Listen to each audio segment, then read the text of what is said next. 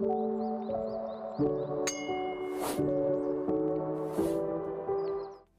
you guys, welcome back to week 2 of Plant of the Week. So this is one of my favorites. I mean, they're all gonna be one of my favorites. Let's just start there, but I have a couple hundred favorites. This is a plant that every time I find it in the nursery, I always pick it up. I always try to find a good home for it because it is just so universal. I use it in so many different places, blooms so often. It is the Brazilian red cloaks. These here are in my front yard, so they're right on the corner of my front yard, and I kind of just let them pretty much take over this corner. I have this kind of ugly little box like most of you have.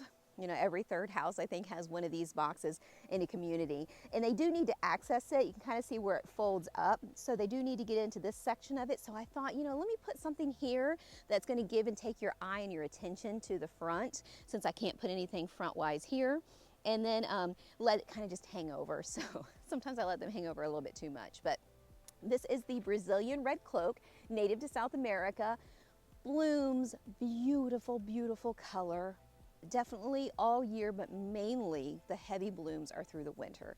So, so if you're looking for some winter color, for those of you guys who are here mostly in the winter, and a lot of the plants in Florida don't always give you that color in the winter, look no further. This is your plant. This is fantastic plant grouping. Now, these are actually bracts on this blooming color. They're not actually the flower themselves. There is a little white flower, if you can see inside here, but these bracts are very similar to what bougainvilleas do. They throw out this big colorful bract, and that really allows the pollinators to see them kind of like a big red pinkish neon sign, like look here.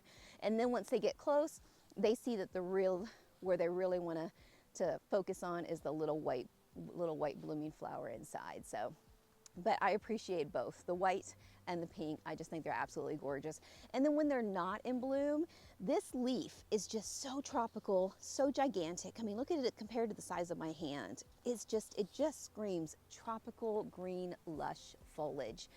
And to top it off, it is definitely one of those plants that you can propagate fairly easy. So all you have to do is take this plant right here, take a couple nodules down, cut it below the nodule, take off some of the branches so it sticks up nice and easy, and then put that guy right into a nice well-drained soil pot. So I usually have to cut some of these limbs kind of in half. You know, you want them to have some leaves on them, but because they're going to provide energy, and the plant really needs that. But sometimes these leaves are so big and so heavy for just that one stem that they have a tendency to fall over. So I'll take that branch, I'll put it into a nice pot, and I'll do multiple ones that way, just so, you know, waste not, want not. You know, I love the idea of having more and more of these. And then within 2, maybe 3 months, you have a nice solid little root system on that stem. And if you have 4 or 5 of them in that grouping, plant them somewhere in the garden, and you have another clusters of these beauties. So I definitely think they're worth the time. Fertilizing, I fertilize these with BGI Bougainvillea fertilizer. Most blooming fertilizers will work really, really nice. I do have to add potassium to my soil here. We're a little bit potassium deficient within my pH level in my soil in my garden. And so I always encourage you guys, I know that everybody wants to fertilize the plant or the tree with a specific name type of fertilizer, but what you're really doing is you're putting the fertilizer into the soil, and the plant is absorbing that. So kind of find out what your soil is lacking, and then add that to your soil, and that itself is fertilizer. So that's do a short on that, right? Yes, we can do a short. If you guys would like to know more information on, you know, how to maintain the proper soil for the type of plantings that you guys like, then absolutely let us know. Put it in the comments down below, and we'll put that together, Bryce and I. So, but for right now, let's focus on these guys. So these guys are full, like heavy growers. So I would say twice a year I do a good cutback. So I will take off about 3 feet along the top and a little bit of edging along the sides. And that's mainly so air can penetrate through to this plant, because it's so dense and so full that if I don't do that, it'll be kind of beautiful on the outskirts, but all the inside will be pretty bald, and then you have a tendency to, with that much heavy plantings on the outside, for you to get a fungus, or, you know, just come up with it'll come up with other issues. So definitely take the time to do that trimming, and then reward yourself by putting some of those trimmings into into some pots, or sharing them with neighbors and friends, and get them out here, because the hummingbirds love them. They're such an attractant in general. So share them through Florida. So Florida, California, these are great places for the Brazilian red cloaks. One thing about these guys, you do want to make sure you have well-drained soil for them. So clay environments, not so much. Marl, they don't love it. You really have to make sure that you've loosened that soil and created some air in that new planting soil.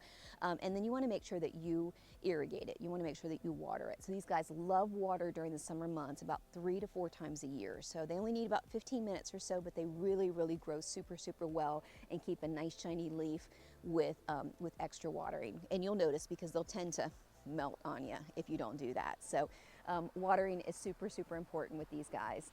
But overall, I kind of just let them do their thing. I let them and keep them around 8-9 foot tall and as wide as my corner will allow it, until I come in and I do my trimming. So super easy to work with. Definitely a go-to plant for Florida. And plant them in any kind of companion plant grouping that loves moisture, and you can't go wrong. So, well, I hope this video helps. If there's any questions that I didn't get to answer, then please stick it in the comments down below, and I will be sure to address it there. So, like and subscribe, comment, and Instagram. What would I do without this guy? Please like and subscribe. Check us out on Instagram, and comment True Gardener if you guys made it through the whole video, because you're a true gardener just like me. And I'll see you in the next one. Woo! Bye-bye.